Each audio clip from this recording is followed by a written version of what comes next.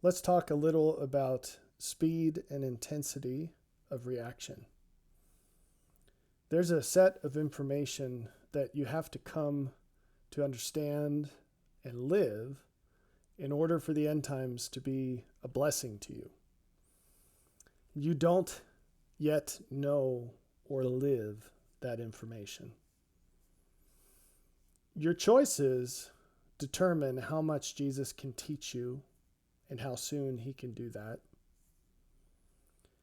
He said on many occasions things like, I have many things to say to you now, but you're not prepared to hear them. And that's as true today as it was at any other time, if not more so. He reveals these things, all things, in response to your heed and your diligence. And so if you find yourself without this or anything you'd like from him, you only have yourself to blame because you are the rate limiting factor. You don't need to endlessly wonder why it is that you receive from God so little or so infrequently. The reason is simple. You take far too long to make the change after you discover an opportunity for improvement. That's it. If heed and diligence is the measurement that dictates the flow of these things, the speed and intensity of your response to invitations for improvement is the substrate of that test. It's the track upon which you run if the prize is what he gives. So I want to give you an example of this because you might balk at my assertion that this is why you receive so little or so infrequently. If you are still going to church after the things that you've been taught about this and the evidences you've received through your own experience, or you're just now beginning to contend with all of those reasons, those evidences, this problem. The fact is that these things have been blatantly obvious for a very long time. Years at least.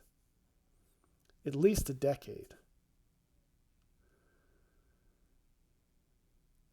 Conclusively, if you find yourself in this situation, conclusively, you are running far too slowly.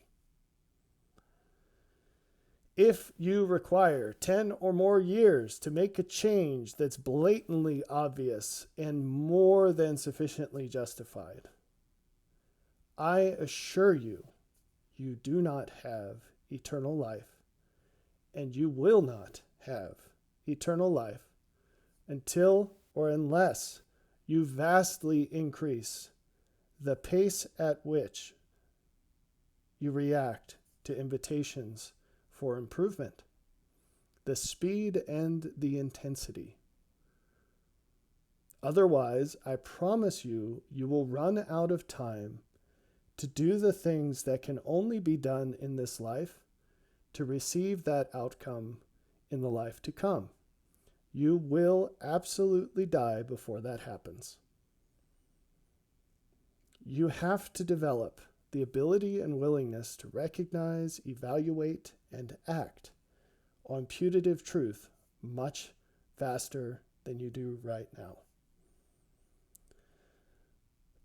A note of caution here, this is not about outsized reactions. I'm not encouraging you to act beyond your reasons.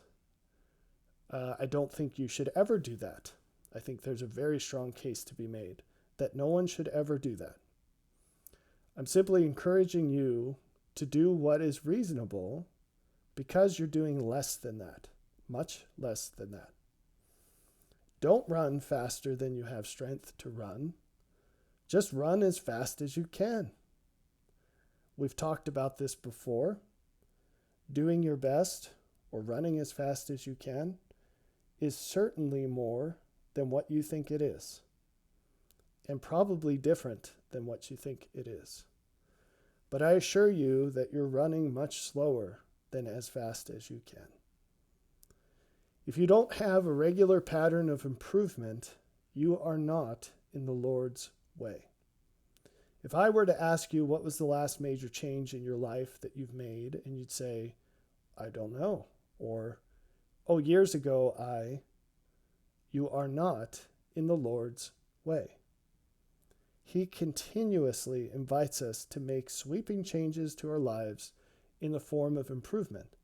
And those sweeping changes are punctuation points along a path that's full of more minor changes. The path of God is a path of constant change because we're drawing nearer to Him, and His ways are much higher than our ways. He is much better than we are. There are three primary qualities of the Lord's way: searching for what is better, identifying and letting go of what is worse, and recognizing and receiving what is better, which is not the same as looking for it. Do everything you have sufficient reason to do. Do nothing that doesn't provide sufficient reasons. Regularly inspect your life and remove what does not belong. Embrace what does.